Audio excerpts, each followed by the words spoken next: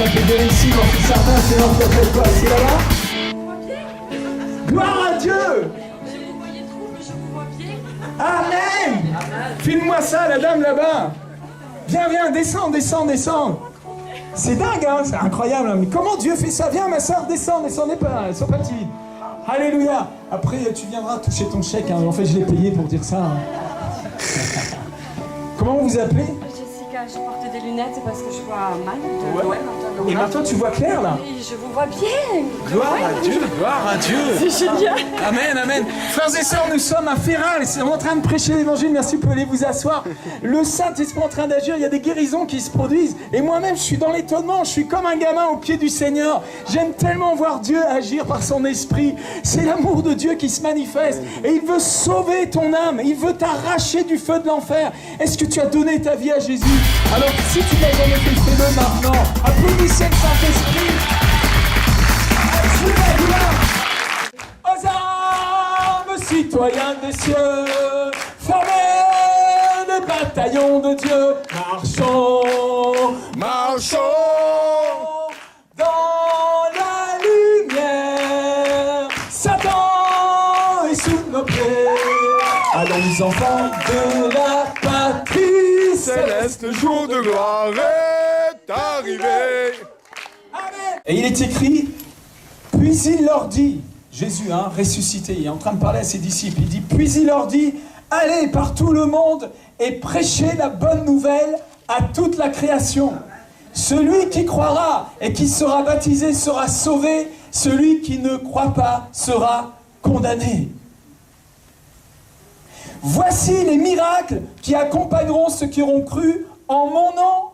Ils chasseront les démons, ils parleront de nouvelles langues, ils saisiront des serpents. S'ils boivent quelques breuvages mortels, il ne leur fera point de mal. Ils imposeront les mains aux malades et les malades seront guéris. Le Seigneur, après leur avoir parlé, fut enlevé au ciel et il s'assit à la droite de Dieu. Et ils s'en allèrent prêcher partout. Le Seigneur travaillait avec eux et confirmait la parole par les miracles qui l'accompagnaient. Prions sur cette parole.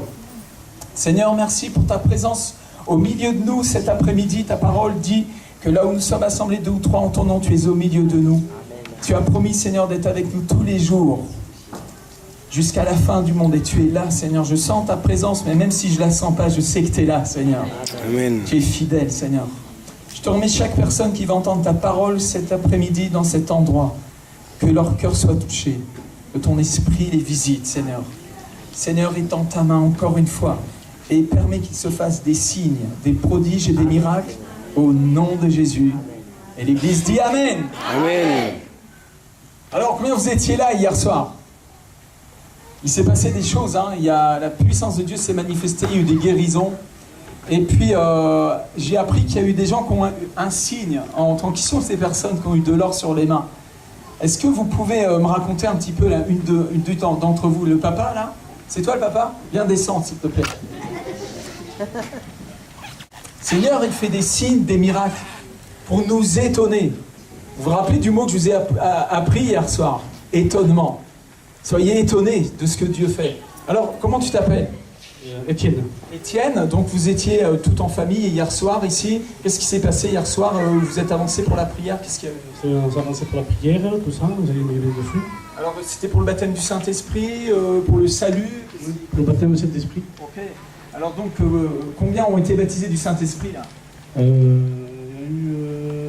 eu 1, 2, 3, 4. Amen, amen. Ça, vous étiez remplis du Saint-Esprit, vous êtes mis à parler en langue. Oui. Gloire à Dieu, la jeune fille là qui est en train de sourire. Hier soir, elle était triste, et là, elle est toute joyeuse. Hey, il se passe quelque chose ici. Et alors donc, vous êtes, la réunion s'est terminée et vous êtes rentrés à la maison. Alors, qu'est-ce qui s'est passé? On est rentré à la maison et ma femme, on discutait de la réunion, on s'est régalé et tout ça. Et après, ma femme s'est aperçue que il y avait ces mecs qui brillaient. Et on s'est dit, peut-être c'est la poussière de Jésus. Et la poussière d'or. Et on se regardait tous les mains brillaient. Alors ce qu'on a fait, on a... Attends, tu veux dire que toute la famille, vous êtes retrouvés avec les mains pleines de ces brillants d'or, comme ça, qui brillaient dans les mains, là? Même il y avait ma petite fille d'1 an, on a regardé même ses mains, il y avait aussi de la poussière. Toute la famille, même le bébé d'1 an, s'est retrouvé avec de l'or dans les mains. Toute la famille. Wow. Pour ceux qui étaient là hier soir, dans la prédication, on parlait de cet homme qui était paralysé, et Jésus lui a dit, lève-toi, prends ton lit et va dans ta maison. Et je vous ai annoncé que le Seigneur, il aime nos maisons, il veut bénir ta maison, il veut bénir ta famille. Et voyez, il y a eu un signe prophétique, toute la famille jusqu'au bébé, ils se retrouvent avec de l'or sur les mains. Levez la main de ceux qui sont de cette famille-là. Aïe, aïe, aïe. Vous êtes bénis, hein. Applaudissez le Saint-Esprit. Merci beaucoup, mon frère. Gloire à Dieu. Alors, Zacharie, comment ça va ce matin? À fond la caisse? La douleur est parvenue, hein. Elle ne reviendra jamais. Ce jeune homme-là, il avait une jambe plus courte de au moins 1 centimètre. Hein. Ça a été filmé, alors je ne sais pas, il faut que je voie dans le film comment ça donne, et peut-être vous pourrez retrouver ce miracle sur Internet. Et pendant qu'on a prié pour lui, sa jambe s'est rallongée, et il a senti craquer dans sa colonne vertébrale, et la douleur l'a quitté. Depuis combien de temps tu avais mal au dos? Depuis 7 mois, depuis que tu as commencé à travailler. C'est ça? Ouais, en fait, donc cette douleur elle venait du fait que tu avais une jambe plus courte et c'est ta colonne vertébrale qui récupérait à chaque fois. Et donc le Seigneur t'a guéri. Applaudissez le Saint-Esprit. Dieu est bon. Dieu est bon. Amen. Dis à ton voisin, Dieu est bon. Écoutez-moi bien. C'est simple, ça va être simple. Ce livre-là, c'est le pire mensonge qui a existé sur Terre, où c'est le message le plus merveilleux qui a existé sur Terre. C'est l'un ou l'autre. La Bible, c'est un livre qui... Je compare la Bible à... En fait, la Lune, vous voyez, la Lune, il y a des cratères. Et si vous regardez avec des lunettes, vous pouvez regarder ça après, vraiment, c'est... Waouh! La Lune est criblée de cratères qui sont en fait le résultat d'impacts de bolides énormes, de météorites qui ont frappé cet astre et qui ont laissé des traces. Et quand vous regardez la grandeur de ces cratères, vous pouvez imaginer la masse qui a produit cette marque indélébile sur la surface de la Lune. Amen, vous me suivez? Eh bien la Bible, c'est exactement pareil. Dans la Bible, de la Genèse à l'Apocalypse, vous avez des impacts de la puissance de Dieu. C'est juste un livre témoin de ce que Dieu est capable de faire, de qui est Dieu. Et de A à Z, de la Genèse à l'Apocalypse, on vous parle de l'empreinte même de Dieu, qui est Christ lui-même. La Bible dit que Christ est l'empreinte de Dieu sur terre. Comme si l'humanité, c'est de la pâte à modeler, puis Dieu a imprégné cette humanité. Il s'est manifesté. Amen. Dis à ton voisin, manifester. Dieu est un Dieu qui aime à se manifester. C'est pas un Dieu de religion, une sorte d'idole, comme une sorte de statue, où il faut lui amener tous les dimanches nos petites fleurs, nos petites offrandes, notre petite culpabilité. Dieu, prends pitié de moi, Dieu. C'est pas ça, Dieu. Dieu est un père d'amour. Bien plus amour et bien plus père que n'importe quel père qui existait sur terre. Alléluia. J'ai vraiment une bonne nouvelle pour vous. Il est le créateur et il vous a vraiment créé et il vous aime vraiment. Et il aime se manifester. Vous savez, Dieu nous a créé des bras. Certainement, il a des bras aussi, lui. Hein. Et avec des bras, on peut prendre quelqu'un dans les bras. Puis Dieu, il veut vous prendre dans les bras. Il veut que tu sentes sa présence. Il veut que tu goûtes à sa bonté. Il y a un verset dans la Bible qui vous pose une question. À chacun d'entre nous, à chaque âme vivante, avez-vous goûté à la bonté de Dieu? Oh. Beaucoup ont goûté à la religion, beaucoup ont goûté à la philosophie, mais combien ont goûté à la bonté de Dieu? Et quand tu auras goûté à la bonté de Dieu, ta vie va être bouleversée, transformée de l'intérieur vers l'extérieur. C'est ce qui m'est arrivé il y a 27 ans, 28 ans. J'ai fait cette rencontre personnelle avec ce Jésus dont la Bible parle. Jésus a dit, voici les miracles qui accompagneront ceux qui auront cru. Vous savez que le mot miracle, ça vient d'un mot latin, c'est mirare. Mirare, si pour ceux qui parlent espagnol, vous l'entendez déjà. Ça veut dire voir, ça veut dire admirer. Voici les mirare qui accompagneront ceux qu'on veut. Voici en fait des choses, des manifestations qui vont provoquer l'étonnement. Voilà. Dieu a prévu que les prédicateurs de l'évangile vont être accompagnés de signes, de prodiges, de mirare, de choses qui vont provoquer l'étonnement, qui vont attirer l'attention. Vous savez, les gens commencent à parler dans les Ignans qu'il y a un prédicateur qui est venu ici, et puis d'autres se sont retrouvés avec des gens étaient dans l'assemblée, ils ont été guéris, d'autres ils ont eu de l'or sur les mains, tout ça. Ça, le bouche à oreille, ça c'est miraré. Donc j'ai dit, mais il se passe quelque chose d'autre que de la religion là. Et on va aller voir ça. Et j'aimerais vous conduire dans un autre endroit des Écritures cet après-midi. On va aller dans Exode, au chapitre 4. Vous savez, Jésus l'a dit, voici les miracles qui accompagneront ceux qui ont cru. En mon nom, ils chasseront les démons, ils parleront des langues nouvelles. Alors, chasser les démons, vous savez ce que c'est? Chasser les démons, c'est quelqu'un a un démon à l'intérieur, on chasse, sort et n'entre plus. Amen. Vous avez déjà vu une délivrance? Vous n'avez jamais vu, vous allez certainement en voir ce week-end. Amen. Amen. C'est l'évangile normal. Puis il a dit qu'on va parler des langues nouvelles. Okay, peut-être parmi nous, il y en a qui ne sont pas encore baptisés du Saint-Esprit, vous n'avez pas encore su les langues célestes. Alléluia! C'est les cadeaux de Dieu, vous en avez besoin, vous devez recevoir ça. Amen. Puis il a dit qu'on va imposer les mains aux malades, les malades seront guéris. Ça c'est facile, théologiquement, je prends mes 200 grammes là, à peu près de viande et d'os, je le pose sur le monsieur. Voilà, c'est compliqué à faire ça, voilà, il faut 50 théologies pour faire ça, vous savez. Il faut être pasteur, hein, faire ça. Et au nom de Jésus, sois guéri, quoi. Un enfant sait faire ça. Vous savez, au Mexique, ils ont les enfants qui prient pour les malades, c'est pas les pasteurs. Les pasteurs, ils ont autre chose à faire. Là. Allô? Amen. C'est facile. Mais à un moment donné, Jésus a dit, ils saisiront des serpents. Ceux qui auront cru, ils saisiront des serpents. Vous êtes avec moi? Ça veut dire quoi, ça, saisir des serpents? Qu'est-ce que Jésus dit, là? On va saisir des serpents? Ok, Daniel, tu peux aller chercher la caisse? On a préparé quelques serpents. Et puis s'il y a des croyants, vous allez les attraper. On va voir si vous êtes... Monsieur le pasteur, là-bas, vous allez attraper les serpents, ok? On va voir si vous êtes un vrai chrétien ou pas. Ah, il a la trouille, là, hein? Ah oui, c'est des cobras, monsieur. Oui, ça mord, ça pique, ça tue, hein? Est-ce que Jésus, il nous demande d'attraper des serpents? Vous savez, aux États-Unis, il y a des évangélistes, là, ils jouaient avec des serpents. Ah là, je prends une vipère et tout, nanana. C'est des serpents, le mec, il a fini par se faire piquer, il est mort. C'est pas ça que Jésus a dit. Jésus n'a pas dit on va attraper des serpents, hein. Il y a un message dedans. Vous savez que Jésus-Christ, il est venu aussi comme un prophète. Et les prophètes, ils marchent, ils parlent par des images spirituelles. Et là, il y a une image spirituelle. Qu'est-ce que Jésus est en train de dire? Ils saisiront des serpents. Le seul endroit où un prophète a saisi un serpent, c'est dans Exode, et on y va maintenant. Marc 16, c'est l'envoi de l'Église en mission. Allez, soyez mes témoins, chassez les démons, et vous saisirez des serpents. Et puis, Exode 3, c'est l'envoi en mission de Moïse. Moïse est saisi par l'Esprit aussi, et il est envoyé en mission. Et qu'est-ce qui va se passer? Bon, vous connaissez l'histoire? Combien vous ne connaissez pas du tout l'histoire? Vous connaissez cette histoire? Quand Dieu a attrapé Moïse, il l'a attiré, il lui a parlé, il a dit, ok, je vais te montrer un signe pour te montrer que c'est vraiment moi qui t'envoie. Mets ta main à l'intérieur de ton vêtement. Ressors-la. Et quand il a ressorti, il s'est retrouvé avec de la lèpre sur les mains. Ça vous rappelle quelque chose? Alléluia. Combien vous êtes contents que c'est de l'or qui vient sur les mains des enfants de Dieu aujourd'hui, pas la lèpre? De l'huile aussi, souvent c'est de l'huile qu'on a aussi. De l'huile avec de l'or. Allô? Amen. Et puis après il lui a dit, qu'est-ce que tu tiens dans la main? Ah ben, c'est mon bâton, vous savez, c'était le bâton du berger. Ça sert à fouiller les crottes des moutons pour voir s'il y a des vers, à taper sur le bélier qui est un peu rebelle, ou taper sur le loup, tu vois, c'était son outil de travail. Il lui dit, jette le bâton à terre. Il jette le bâton à terre, et qu'est-ce que le bâton est devenu? Un serpent. Il y a 3 chrétiens cet après-midi. C'est bien, les autres, vous allez pouvoir vous convertir. Un serpent. Et après, il lui dit, maintenant, saisis le serpent. Par la queue. Vous êtes avec moi? Si vous êtes en train d'attraper quelque chose, là. Et au moment où il attrape le serpent, par la tête en plus, non, par la queue, il redevient un bâton.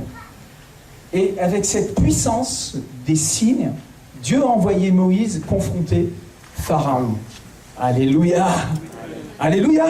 C'est exactement ce que Jésus a fait. Quand il a parlé à l'église, il a dit, allez, soyez mes témoins, prêchez la bonne nouvelle. Celui qui prêche là, que j'ai envoyé en mon nom, des signes, des miracles, des prodiges vont l'accompagner. C'est pas seulement parler en langue le dimanche matin, avec un truc sur la tête, là. C'est pas ça, non, il y a plus que ça. Il y a la puissance de Dieu pour manifester des signes, des prodiges, des miracles. Oh, gloire à Dieu. Ce livre-là, c'est pas un mensonge, c'est la vérité. Vous savez, il y a une histoire. Il y avait un évangéliste qui s'appelait Philippe. Vous avez lu cette histoire dans les Actes des Apôtres. Philippe l'évangéliste, il était en train de prêcher dans une ville à Samarie. Voilà, la pluie commence à tomber, elle est prophétique. Ça fait tellement de semaines, de mois que vous n'avez pas eu d'eau ici. On vient vous prêcher des bonnes nouvelles. C'est bon la pluie. Merci Seigneur pour la pluie. Amen. Et Philippe était donc en Samarie en train de prêcher. Il y avait tellement de miracles, les gens se convertissaient. C'était un peu comme au Pakistan l'année dernière où les gens sortaient des fauteuils roulants sans même qu'on les touche. Et une grande joie remplit la ville de Lahore. Alléluia. Le dernier soir, j'avais plus de 30 000 personnes qui écoutaient la bonne nouvelle. Et dans la foule, il y avait des miracles qui se produisaient, des gens qui retrouvaient la vue, des sourds guéris, des paralysés. C'était merveilleux, la puissance de Dieu s'est manifestée au-delà de ce qu'on pouvait demander ou penser. On avait envoyé des centaines de bus dans les villages chercher les gens pour qu'ils puissent entendre la bonne nouvelle. Beaucoup, c'est les musulmans qui sont venus. Et les gens étaient guéris dans les bus en arrivant, tellement la puissance de Dieu était au rendez-vous. C'est ce qui se passait il y a 2000 ans dans cette ville de Samarie avec l'évangéliste Philippe. C'est juste l'évangile normal. Et là, en plein milieu d'une campagne d'évangélisation où il y a le réveil, il y a un ange qui vient voir Philippe et qui lui dit « Hey, c'est terminé pour toi ici, tu t'en vas, les apôtres ils viennent, ils vont planter l'église. Toi, je t'envoie dans un autre endroit, prends le chemin désert qui va à Damas. » Ou l'autre. Je suis en plein réveil, je suis en train de tout exploser et on m'envoie dans un endroit désert où j'ai pratiquement aucune chance de rencontrer une âme vivante, mais peut-être un scorpion. Et il arrive dans le chemin désert, ce chemin désert qui mène à Damas, et là il voit une caravane. Et alors l'esprit lui dit, va, monte dans cette caravane, monte un peu plus loin, va vers ce chariot. Et il s'approche du chariot. Alors les gens marchaient comme ça, c'était des routes commerciales. Il s'approche, et en fait c'était le premier ministre d'Éthiopie. Et il était en train de lire à haute voix Ésaïe. Et il était dans le passage d'Ésaïe 53. Alors il est à côté du chariot comme ça, et il dit « Hey, tu comprends ce que tu es en train de lire ?» Philippe, il savait que c'était ce gars-là qui devait entendre l'évangile. Alors le gars lui dit « Hey, mais comment je peux comprendre si personne ne m'explique ?» Monte dans le char. Alors il monte dans le char avec lui, puis il commence à lui expliquer le sacrifice de Jésus. Et à un moment donné, il lui dira « Mais est-ce que moi aussi je peux être baptisé ?» Mais bien sûr tu peux être baptisé. Ils se sont arrêtés, il y avait un courant d'eau, ils se sont arrêtés, il l'a baptisé. Et la parole de Dieu nous raconte que quand Philippe a baptisé cet homme, au moment où il l'a ressorti de l'eau, Philippe lui-même a été enlevé et déposé dans une autre ville par l'Esprit. C'est un truc de fou. Est-ce que vous pouvez croire ça? Est-ce que ce livre est un mensonge ou est-ce que c'est la vérité? Est-ce que cet impact-là, ce cratère-là, est-ce que le bolide qui est derrière ce cratère est une vérité? Est-ce que ça s'est vraiment produit? Ou est-ce que c'est juste une légende, une sorte de truc pour faire joli dans la Bible, pour endormir les gens avec la religion? Allô? La première fois que je suis tombé sur ce passage, j'étais très très jeune converti, enfermé dans ma chambre, et je passais des nuits entières à lire le Nouveau Testament. Quand je l'avais fini, je recommençais et je lisais pendant des heures et des heures, j'ai bouffé la parole de Dieu. Mais quand je tombais sur ce passage-là, c'était comme un os, vous savez, comme quand tu manges du poisson puis tu arrives sur une arête. Ça passait pas, quoi. Comment ce mec-là, il est là, et puis il est plus là, et il est là-bas? C'est quoi? C'est de la science-fiction, ce truc-là. Je pouvais pas croire un truc pareil. Ma foi était trop petite pour croire que Pierre a pu marcher sur l'eau. Je ne pouvais pas croire que Moïse, jetant un bâton, son bâton est devenu un serpent. Je ne pouvais pas croire des choses comme des langues de feu qui apparaissent au-dessus de la tête des disciples. Toutes ces choses qui sont dans la Bible et qui pourtant ils sont comme un témoignage. Ben, figurez-vous que c'était le 31 décembre 2008. C'était la fête à l'église. Et vers 11h du soir, l'Esprit de Dieu descend sur moi et me dit « Je vais te révéler mon kairos. Tu vas jeûner 7 jours à partir de minuit et je vais te révéler mon kairos. » Et kairos, c'est le temps. Et moi, je pensais que Dieu allait me donner une révélation de comment il opère dans les miracles. Alléluia! On a besoin de révélation de comment le Seigneur opère. Pour travailler avec lui, 2 hommes marchent-ils ensemble sans s'être mis d'accord? Et vous ne pouvez pas marcher en amitié avec le Saint-Esprit sans déjà être en accord avec lui. J'étais vraiment dans cette expectative. Donc à minuit, j'ai commencé à jeûner. Je m'en foutais, j'avais déjà eu le foie gras, le champagne et tout. Donc le dessert est arrivé, ça ne m'intéressait pas. Le premier jour, j'ai jeûné. Le deuxième jour, j'ai commencé à avoir un énorme bouton qui est sorti. Puis un deuxième à côté. Les collègues de travail se moquaient de moi. J'étais en train de jeûner. Je savais que j'avais 7 jours de jeûne devant moi. Et la présence de Dieu a commencé à augmenter. Et le 5e jour de ce jeûne, Je prends mon train qui m'emmenait depuis 20 ans, qui me ramenait du travail. Je monte dans ce train et j'étais en train de téléphoner avec un pasteur, un ami pasteur. Je lui racontais les derniers miracles que j'avais vus, tout ça, on s'échangeait, tout ça, on s'encourageait. Et puis, quand je me suis assis dans ce train, il y avait des gens juste derrière qui parlaient très fort, agressifs, en langue arabe. Ils étaient vraiment chantés. Je me suis retourné, j'ai dit, ah punaise, je vais pas pouvoir dormir. J'avais l'habitude de m'endormir pendant les 35 minutes qui suivaient. Je faisais des journées de 12 heures qui étaient parfois très harassantes. Et vraiment, c'était un moment paisible pour moi. Et le train était direct jusqu'à la gare de Mantes-la-Jolie. Et donc, quand je me suis assis et j'ai vu que ces gens étaient là, je me suis dit, ah, je vais pas pouvoir dormir. Et puis, le train démarre et je dis, bon, écoute, faut que je raccroche parce que ça va couper. Et le train démarre. Donc, je raccroche. Mais pendant qu'on discutait, il s'est passé quelque chose. Le coussin, le siège s'est dégonflé sous mes fesses. J'ai eu l'impression qu'il se dégonflait. Je regardais le truc, je dis, qu'est-ce qui se passe là? Et puis je raccroche, je me retourne et les gens étaient plus derrière. Je dis, oh super, ils se sont barrés, ils ont changé de wagon. Tout va bien pour moi, je vais pouvoir dormir. Je ferme les yeux et là le train ralentit et s'arrête et arrive à Mantes-la-Jolie. Ça faisait pas 10 minutes que j'étais dans ce train. Je me dis, qu'est-ce qui se passe? Je regarde ma montre. Il était 21h30. C'était impossible. Il partait à 21h20 de Saint-Lazare et normalement il arrivait à 10h, à 22h à Mantes-la-Jolie. Et là, à 21h30, on était arrivé à Mantes-la-Jolie. Je regarde autour de moi, personne n'était étonné. Je dis, mais qu'est-ce qui se passe? Et donc, j'ai retourné le problème dans tous les sens. Et le lendemain, j'étais voir la SNCF. Je leur ai demandé, mais écoutez-moi, j'ai un problème là. Je suis arrivé à 21h30 à Mantes-la-Jolie. J'aimerais savoir quel train j'ai pris. La dame me regardait bizarrement. Je dis, oui, mais vous avez pris certainement le train de 20h20. J'ai dit non, à 21h20, j'ai pris le train. Oui, mais rassurez-vous, ça ne se passera pas, ça ne se reproduira pas ce soir. Elle me prenait pour un fou. J'avais pas de solution. Parce que le train, il fallait que ça soit un train direct. J'ai pris un train direct et en 10 minutes, j'ai fait le voyage de Mantes-la-Jolie à Saint-Lazare. Et puis après, j'ai commencé à réfléchir, à revenir en moi, et je me suis souvenu de ce truc-là. En fait, au moment où ça s'est dégonflé, c'est Dieu m'a déposé dans un autre train, en fait. Je ne suis pas arrivé avec le train dans lequel j'étais monté. Je suis arrivé avec le train qui était parti avant le mien. Je suis arrivé avant mon train. Tout est possible avec la SNCF. Vous me croyez ou vous ne me croyez pas, mais c'est vraiment produit. Les gens, c'est pas eux qui ont changé de train, c'est moi qui ai changé de train. Et puis quand j'étais assis, j'ai vu un bonhomme sur ma gauche, il faisait au moins 2 mètres, un beau gars, style un peu rasta, mais c'était pas un rasta, j'aurais pas vous dire quelle origine il était. Il avait une belle barbe, il avait des cheveux bouclés noirs, et puis il avait des habits comme une sorte de robe bizarre, découpée de plusieurs couleurs. Et j'osais pas le regarder, je me disais, encore un excentrique, le gars il se fait ses habits lui-même. C'était l'ange du Seigneur qui était là. Parce que vous savez, quand vous lisez dans les Actes des Apôtres, dans la parole de Dieu, vous verrez qu'à chaque fois que Dieu opère dans la gloire, dans des miracles comme ça, il y a toujours une histoire d'ange derrière. Regardez, j'invente rien. Quand Philippe a été enlevé, là, il a baptisé ce gars-là. Il a été enlevé. C'était un ange qui lui avait dit d'aller dans le chemin de Damas. Alléluia. Quand Pierre et Barnabas étaient enfermés dans la prison, qu'est-ce qui s'est passé? Un ange est entré dans la prison. Et là, quand l'ange de l'Éternel vient, l'atmosphère du ciel envahit la terre. Quand le ciel touche la terre, il se passe des choses. Là, c'est plus la foi religieuse. C'est Dieu a fait quelque chose. Non, c'est soudainement. Comme au son d'une trompette, là. Un ange vient et il préside au miracle que le Seigneur a ordonné depuis le trône. Est-ce qu'il y a quelqu'un pour croire en Dieu ce soir?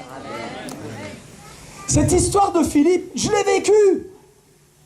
Et c'est comme ça que le Seigneur m'a dit d'abandonner mon travail. Parce que pendant plusieurs semaines, j'arrivais à la SNCF, je regardais les trains, j'étais traumatisé. Les 2 trains étaient en route, quoi. Ils marchaient, les trains. Comment Dieu m'a pris? Il a été capable de me prendre, il n'a rien oublié, même le slip était là, quoi. Dieu est vraiment tout-puissant. Rien n'est impossible à Dieu. C'est pour ça qu'il y avait cette musulmane, ça faisait 8 ans qu'elle était dans un fauteuil roulant, là. Ça s'est passé l'année dernière au Pakistan. Elle était sur ma droite dans son fauteuil roulant, 8 ans dans un fauteuil. Et alors que nous étions en train d'adorer le Seigneur, j'ai pas posé mes mains sur elle. Le Seigneur l'a fait dans son corps. Cette femme s'est levée de son fauteuil roulant, elle est montée sur l'estrade pour témoigner. Plusieurs paralysés, ce soir-là, ont été guéris par la puissance du Saint-Esprit. rien n'est impossible à Dieu. Amen. Quelqu'un pour croire en l'évangile ce soir. Amen, amen, amen. Moïse. Ce Moïse-là, quand ça s'est passé, vous savez, Moïse, il est né en Égypte. Hein. On est tous nés quelque part en Égypte. Hein. L'Égypte, c'est le signe, c'est le symbole du mal, c'est Pharaon. Et Moïse est né sous la coupe de Pharaon.